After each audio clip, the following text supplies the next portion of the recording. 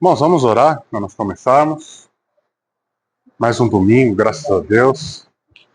Senhor Jesus, nós queremos te louvar e te agradecer, meu Deus, por mais uma oportunidade de estarmos na sua presença, não somente, meu Pai, para adorá-lo, para ser grato, para demonstrar gratidão, para socializarmos com os nossos irmãos, mas também para aprendermos na construção de ideias e dividindo conhecimento, meu Deus. Nós pedimos que o Senhor traga em paz aquele professor que nessa manhã acordou voluntariamente, dispôs do seu período de descanso para estudar, para orar pelos seus alunos, que ele está vindo, que ele está a caminho da sua casa, tragam em paz. Que o Senhor seja, meu Deus, a prosperidade familiar, a prosperidade financeira, intelectual na vida dessa pessoa. E o aluno, Senhor, que logo mais vai vir às 9 horas, também voluntário, cheio de energia, cheio de disposição, que nós possamos, meu Deus, como escola da sua palavra, ensinar e aprender da melhor forma. Seja o Senhor sempre o docente superior dessa classe, o docente superior dessa escola. É o que nós te pedimos e te agradecemos em nome de Jesus. Irmãos, lição de número 10. Semana passada foi a nossa ceia. E habitualmente na ceia nós não temos aula na escola dominical, ela fica para quinta-feira subsequente. Nós vamos falar um pouquinho dessa agenda no final, que é quando acredito que a maior parte dos professores vão estar presentes. E foi a aula de número 9. Nós fomos apresentados numa sistemática apologética ao Espírito Santo. É interessante, porque parece que é mais fácil do que a gente pensa falar do Espírito Santo, mas quando a gente começa a fazer algumas perguntas, fica difícil. Não fica difícil, fica oportunidade de releituras, né? Muito nós conhecemos o Espírito Santo por terceiros. O que é terceiro? É o que o meu avô falou para minha mãe, que falou para mim, que falei para o meu filho, é o que eu ouvi no púlpito. Boa, irmão Luiz. É bom, ficar longe falando lá. E foi interessante, dentro disso, nós fizemos algumas perguntas no grupo da escola dominical, grupo de docentes. E são perguntas interessantes. Quer ver um exemplo? Rodrigão e eu temos uma opinião totalmente diferente de um assunto. Concorda, Rodrigo? Você foi um dos primeiros que voluntariamente se expôs a responder um assunto. Ele pensa totalmente diferente do que eu penso. Deu para perceber isso na resposta, né? Quem ainda não entendeu... Oi? Quem ainda não entendeu, vai depois olhar lá no grupo e a gente vai entender. O que eu faço com a informação do Rodrigo e o que eu faço com a informação do Daniel? Nós estamos falando da aula que nós não tivemos, aula número 10, aula do Espírito Santo. Eu não vou alongar sobre, mas é a mesma tratativa que a gente precisa dar em classe. Eu posso discordar do Rodrigo. Aliás, me perdoem o verbo usado. Eu não só posso, eu devo discordar do Rodrigo. Sempre que eu não concordar com ele. Mas eu preciso respeitar a opinião dele. E ele precisa respeitar a minha.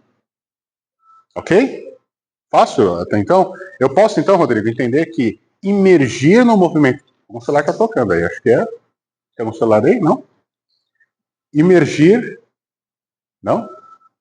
Imergir, que foi o assunto proposto...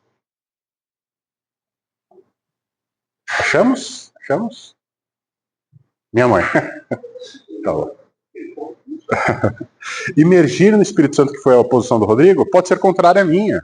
Pode ser, mas a gente pode sentar educadamente no momento e conversar a respeito. E pode ser, irmão John, que eu não convença das minhas opiniões. E pode ser que ele não me convença das opiniões dele. E nós vamos viver eternamente, enquanto nós estivermos aqui, discordando um do outro. E tudo bem. O que eu estou querendo dizer, irmãos? É bom discordar, não é ruim. O ruim é quando nós fazemos isso sem educação. O ruim é quando eu pego o irmão Luiz, que pensa diferente de mim, e fala assim, olha, irmão Luiz, toda vez que o senhor for pregar, toda vez que o senhor for trazer o ensino, eu já começo com preconceito, porque o senhor não tem a capacidade intelectual de me... Não, peraí. Vamos entender. E toda vez que o irmão Luiz for falar, ele vai falar com a perspectiva dele. E toda vez eu vou respeitar a perspectiva do irmão Luiz. Ok? Dentro disso, irmãos, da semana passada, então, que nós não tivemos, a sistemática da revista, ela traz em 3 formas. O surgimento de um novo consolador, ele usa até o termo outro consolador. Segundo, a deidade, os atributos e a obra desse Consolador. E por terceiro, as principais heresias que são expostas por conta dessa referência. Eu não vou retomar esse assunto, nós vamos partir para a lição de hoje, que é a lição de número 10. Nós vamos falar sobre uma temática, sobre uma doutrina essencial. Quem me ajuda? Qual que é a doutrina da lição de hoje? A doutrina. Senhor? Eu não disse uma coisa interessante. O que está acontecendo hoje muito no mundo. Pessoas que eles têm critério e querem incutir na mentalidade do povo que a ideia dele está certa. E se você não acatar que como certo, você é passivo de prisão. É aquele pensamento mesmo, como se uma autoridade, né? Você não aceita. Além do preconceito que passa, ainda é rejeitado por mim e ainda induz o povo a dormir. E é por isso que eu insisto. Vamos, por isso que eu insisto quase todo domingo, se o senhor perceber, quase todo domingo eu bato na mesma tecla. Por quê? Porque é um movimento presente. Eu concordo. É um movimento. Com todas as convicções que não tem excelente a palavra, só vamos ficar esclarecidos de tudo Sim. Não é que apenas onde nós temos uma preocupação na gente lá e tem nós mesmos, tem tudo uma preocupação. Chegar naquele dia, muitos teólogos se decepcionam. Concordo. Esse nome foi aceito por todos os anos de vida. Verdade. Qual que é a doutrina de hoje? Quem falou? Alguém resmungou ou sussurrou de forma baixa. A doutrina da lição de hoje é a doutrina do pecado. Na teologia, armatologia. Né? Difícil, né, de falar, chata. Irmãos, evitem termos difíceis. Pode falar literalmente. Existe uma doutrina, ou seja, a Bíblia ela escreve exatamente o que é o pecado. E o título da lição, eu não gravei, é O Pecado Corrompeu a Natureza Humana. De novo, é a mesma sistemática dos antigos. Primeiro tópico, ele dá a doutrinação. Segundo tópico, ele coloca qual que é o conceito herético proposto. E no terceiro tópico, ele fala o seguinte, os perigos da atualidade. Toda a revista, toda a lição, desde o primeiro, ele vai fazendo isso em todos os momentos. Sugestão recorrente. Professor, gaste um pouco mais de tempo no primeiro tópico. Por quê? Porque é onde está a afirmação da doutrina. Adianta depois nós falarmos um monte de nomes difíceis do que foi errado? Não. Precisamos saber quais são e os efeitos práticos. Mas gaste um pouco mais de tempo no primeiro ponto. E aqui eu coloquei como subponto a origem e dimensão do pecado na humanidade. De um ser humano criado à imagem e semelhança de Deus. Essa é a abordagem da lição de hoje. Dá para ter dúvidas a respeito desse ponto, irmãos? Parece que não. Parece que é simples, mas se a gente começar a aprofundar, eu tenho expectativa de fazer isso nos próximos minutos, dá sim para a gente ter alguns pontos de definições conflituosas. Primeira sugestão, comece a aula definindo pecado. Defina pecado. O que a gente aprende na escola dominical da Assembleia de Deus desde que a gente é gente? Pecado é? O que é pecado? Cuquinha, o que é pecado? Já aprendeu o que é pecado na sala das crianças, filho? O que é pecado? Eita, exatamente. Falar palavrão, xingar os pais. E para os adultos? O que é pecado, adultos? Transgressão da lei de Deus. A etimologia da palavra. Aula de professor, é um pouquinho mais embaixo. O que é essa palavra? Errar o alvo. Tem bastante definição, então colha os assuntos, vê com a classe aonde eles estão pontuados. A classe pode estar pontuada aqui. Achar que pecado é cortar o cabelo e vir para a igreja de brinco na orelha. A sala pode estar aqui, achar que é uma transgressão da legislação. A sala pode estar aqui, falando etimologicamente que é errar o alvo. Escolha da sala. Por quê? Porque se nós vamos entender que o pecado ele corrompe a natureza, primeiro defina o que é o pecado. Para depois a gente conseguir entender o que é esse corrompimento. Gostei, eu também coloquei a parte das transgressões. E eu posso problematizar, eu tenho 3 problemas para trazer para cá, irmãos. Na aula de professores eu não repito o conteúdo, eu tento trazer coisas adicionais. Se pecado é errar o alvo, é transgredir a lei, é fazer coisas erradas, De onde provém a salvação?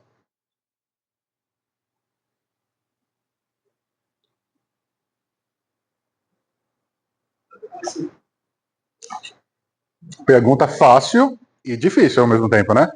Paradoxo. De onde provém a salvação? Fala só um pouquinho mais alto, eu tô surdinho. Do coração. Da misericórdia de Deus. E aí, Rodrigão, de onde provém a salvação? Jesus. De onde provém a salvação, Cíntia? Pela graça foi salvo, e pela graça. Exatamente, Efésios 2:8. Se vocês puderem deixar anotado, é sutil esse versículo, é sutil essa pergunta. Lê para mim, Cíntia, Efésios 2:8.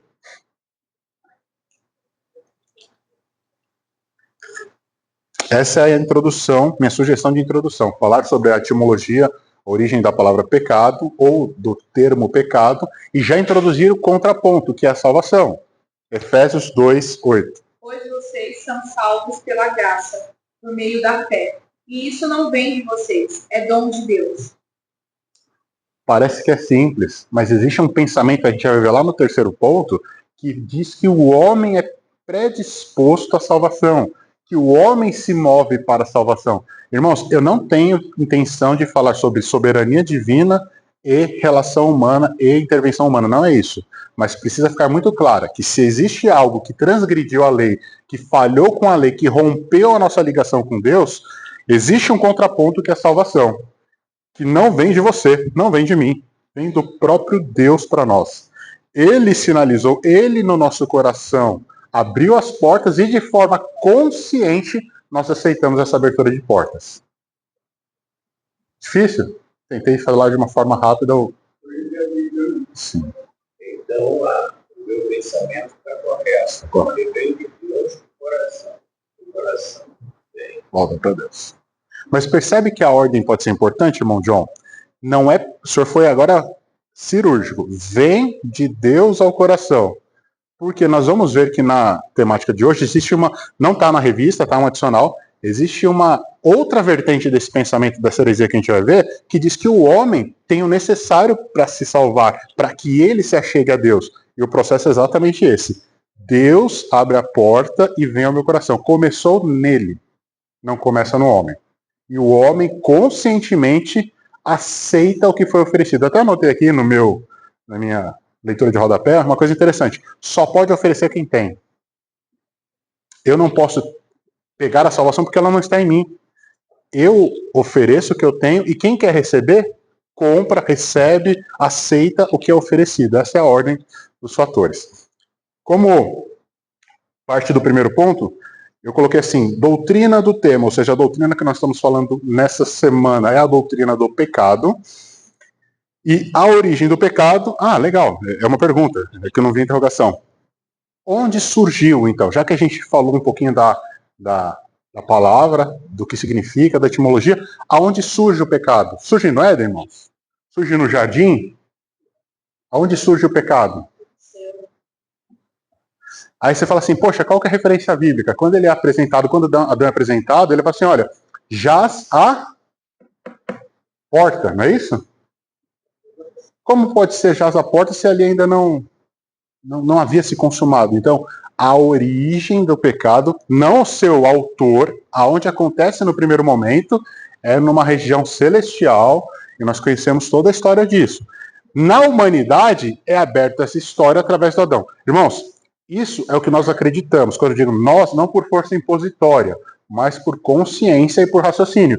Existem inúmeras outras linhas de pensamento, de que Adão não foi o primeiro homem, de que já havia humanidade, mas o que nós temos referência e nós acreditamos é que, historicamente, o pecado ele surge no céu, com uma rebelião, acabou, passa na humanidade através de Adão como porta aberta e nós herdamos, ia falar uma outra palavra, mas herdar é mais oportuno. Isso de Adão.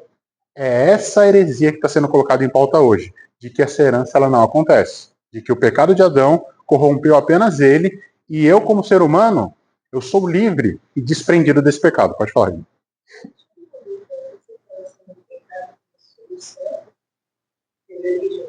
Uhum.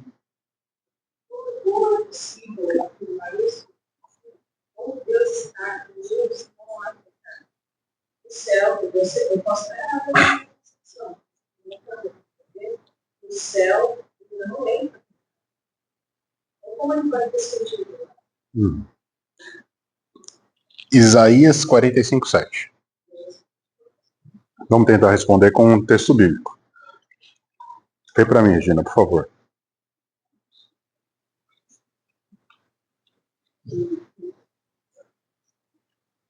Se alguém achou também, pode ler. Isaías 45:7.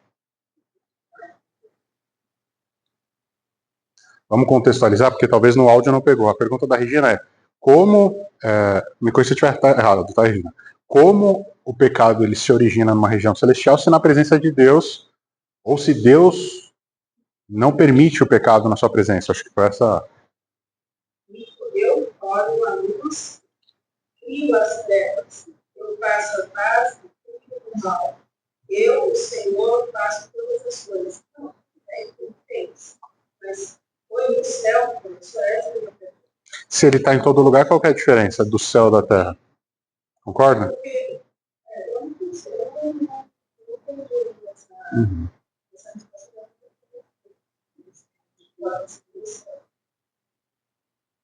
Pense assim, o que é o céu? Vamos tentar definir o que é o céu. Ele está em todo lugar, então todo lugar é o céu? Não.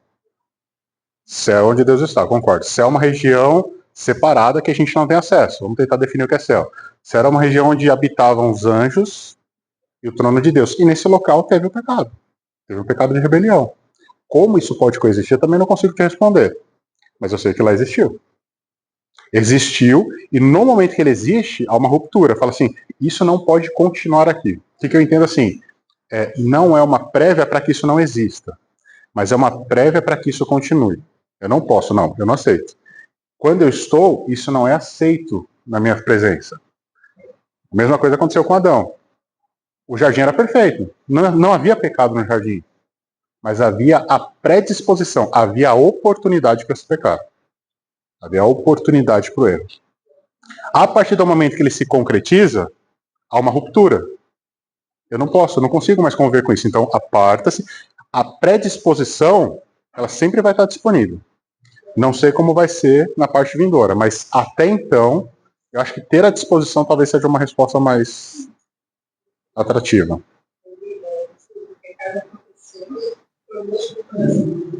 Uhum.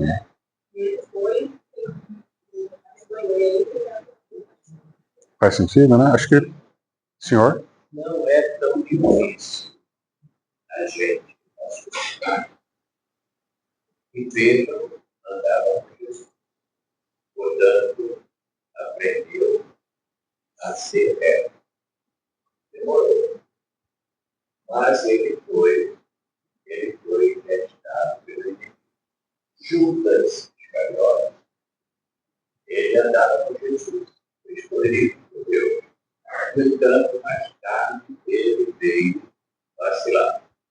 Esse é muito precioso. E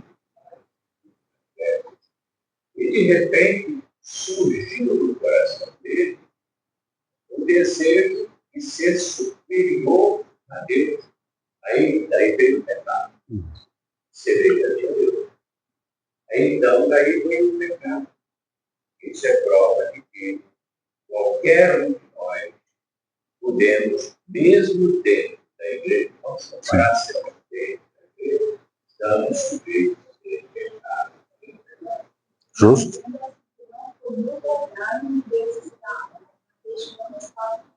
Uhum. Mas se a senhora pensar, entendi. Não no trono dele. Mas se ele está em todo lugar, eu entendi a pergunta da Regina. A presença dele não seria suficiente para sufocar isso? Não. Não sei se eu estou. Sim, sim. Aonde no meu reino, no meu trono, uma figura de linguagem de um trono, não. O trono dele é intocável. Mas se ele está em todo lugar, não supriria o pecado só a presença dele? Não, não é suficiente. Porque a questão da livre escolha, que é o que nós defendemos, tanto para a parte humana quanto para a parte angelical, ela está presente. Então, diga aí.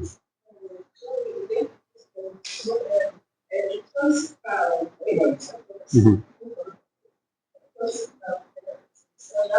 Na primeira intenção foi em Deus. Ah, sim, em Deus. Entendi. Não foi em Deus, mas onde ele está presente acontece, né? Eu pedi uma explicação sobre isso aí. A opinião se muda aqui na Terra. Na Terra para trás, lá para a pedra figurada. Na verdade, eu tenho que lembrar que tudo aquilo é uma figura, não linguagem como exatamente. Sim. Então, a revolução dele foi. Ele, então, uma terça-feira de esquerda, muito pessoas que eram realmente de Estado. Então, o que acontece? Ele aqui fez o seu cálculo, pegou de visita, calculou tudo ele fez.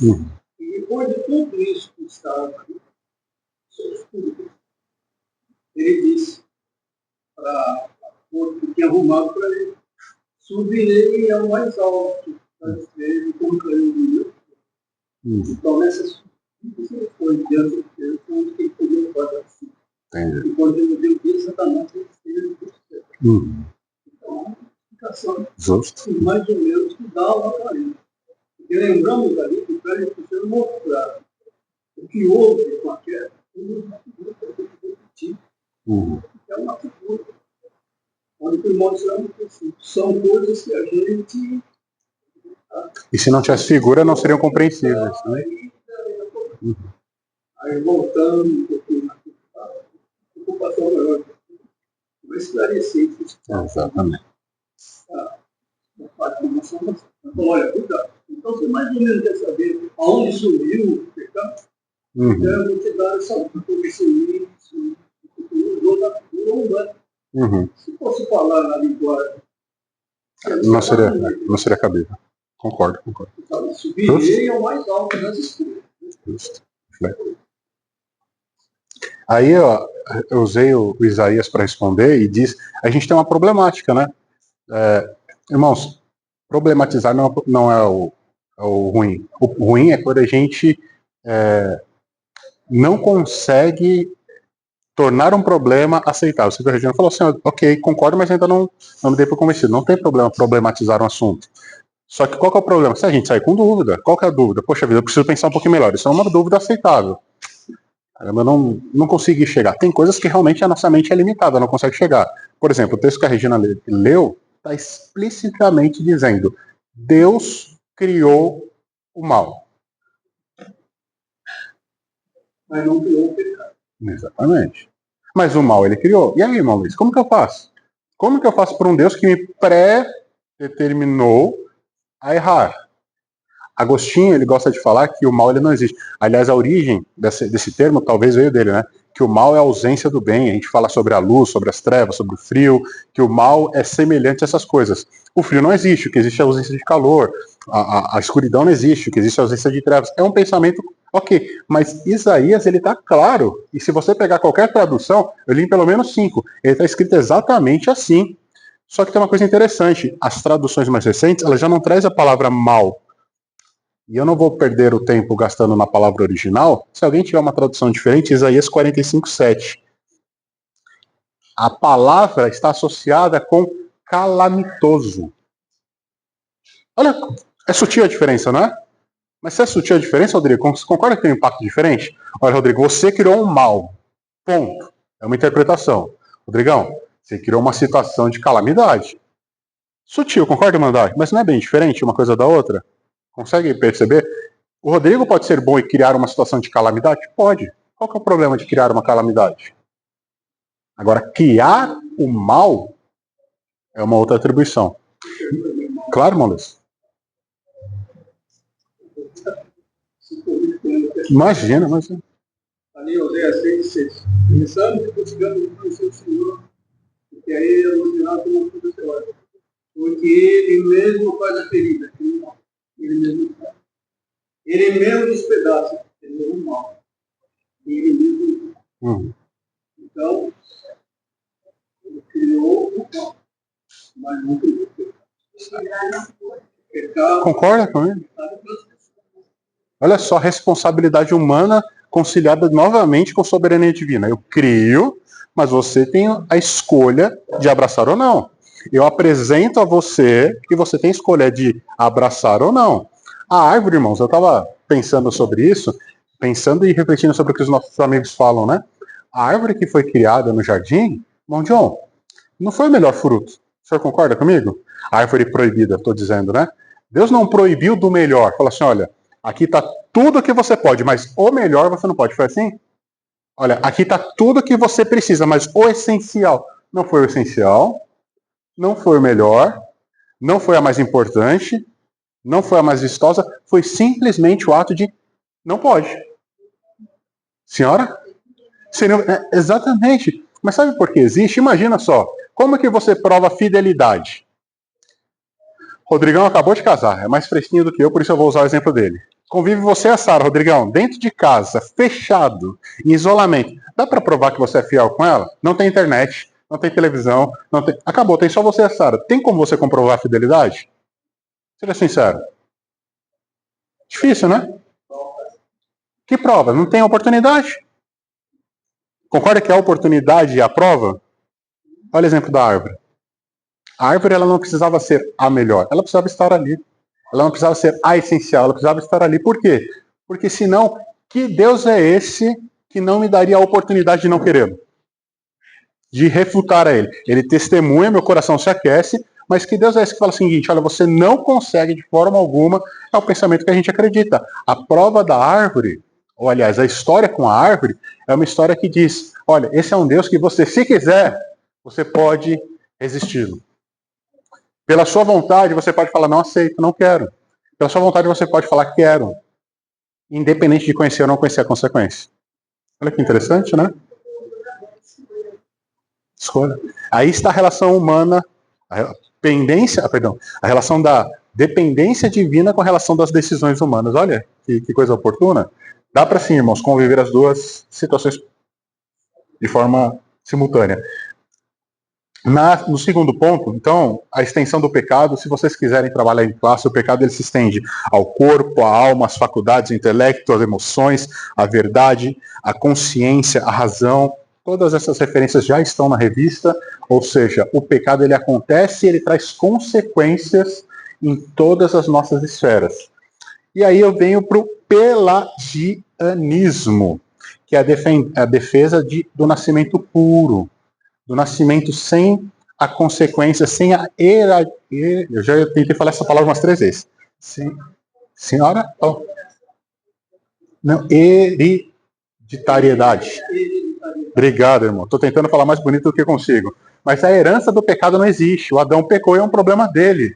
E eu colho os meus pecados. Irmãos, sempre uma heresia ela começa de uma forma boa, ela começa com uma ideia boa. É interessante o começo da ideia.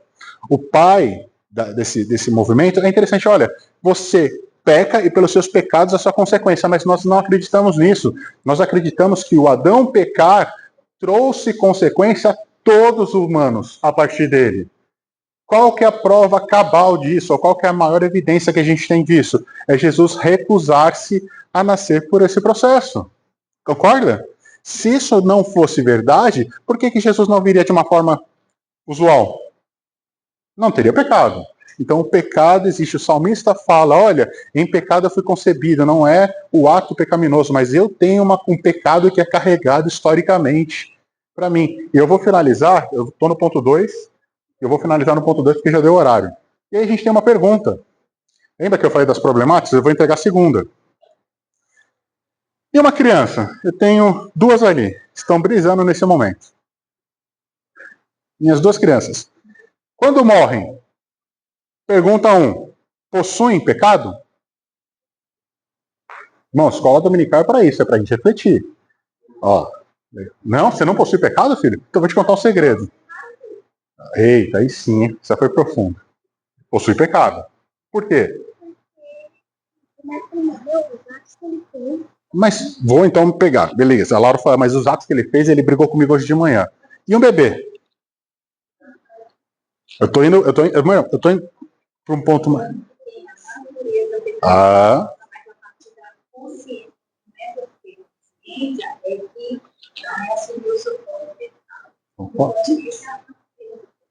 Ou seja, meu nascimento, eu herdo a minha natureza, que é o tema de hoje, corrompida pelo pecado lá atrás, isso não muda. Mas eu tenho consequências das minhas ações. E enquanto eu não as tenho, eu não tenho o peso dessa consequência. Fácil de desmembrar dessa forma? Eu herdo a natureza do pecado, bebê faleceu, 5 meses de vida. Ele vai ao céu, irmãos, sem sombra de dúvidas, ele retorna ao Criador. Ele não tem ações para serem pesadas. Mas, Daniel, a natureza dele é pecaminosa. Sim, ele continua com a natureza pecaminosa, mas as ações, o pecado da sua natureza traz uma consequência. Qual que é a consequência do pecado da natureza? A morte. Ele sofre a consequência do pecado que nós herdamos, irmãos. Parece meio difícil separar, mas qual que é a consequência direta pelo pecado que o Adão fez? Não era conhecer? Não era se tornar equivalente a Deus? Não foi essa a promessa? Isso a gente não tem como furtar. Diga, irmão John. Mas existe um Jesus que não veio com a natureza. Exatamente. Aí ele pôde vencer a morte. Por quê? Porque não tinha sobre ele esse jogo. Olha que interessante como as coisas começam a fechar. No melhor exemplo de um filme que você assiste e fala assim, eu estou entendendo as peças separadamente quando eu assisto a obra inteira. Então, sim, e se vocês me permitem, isso não se aplica só a bebês, Laura. Se aplica também às pessoas que têm deficiência mental. Concorda comigo? Tem pessoas que têm 50 anos de idade e não parecem um bebê na parte mental. Ah, Daniel, mas é a idade então, o pressuposto? Não. O pressuposto é a minha relação humana sobre o que eu faço. Se ela não tem, diga, irmão João. É interessante esse assunto, porque Deus é tão sábio. E ele olhando assim para os dias principais, os primeiros tempos, ele olhou e disse, vós não nascerá do homem, porque do homem já herdaria o pecado. Portanto, enviarei o Espírito do Espírito. E ele nascerá, ou seja, o fruto sem pecado. Justo. Acho que é valioso. Exatamente. Irmãos, na aula de hoje a gente vai ser estimulado então a pensar sobre as consequências heréticas dessa linha de pensamento que diz que o homem, ele nasce puro, ele não herda o pecado pelo seu pai, pelo primeiro homem, e as consequências nos dias de hoje. E aí, minha sugestão para terminar, o ponto 3, ele fala da contextualidade, fala sobre os mormons, fala sobre uma série de denominações atuais que tem uma linha de raciocínio diferente. Seja polido ao falar. Muito cuidado. Muito cuidado na atribuição. Não para que você não defenda a sua fé, mas cuidado para você não ofender. Cuidado na defesa da sua fé para que você não mate o próximo. A nossa fé, ela não mata, ela salva. A nossa fé, se for para alguém morrer, que morra você. E não o alvo do seu ataque. Na aula da semana que vem, a lição de número 11, nós vamos falar sobre a salvação não é uma obra humana.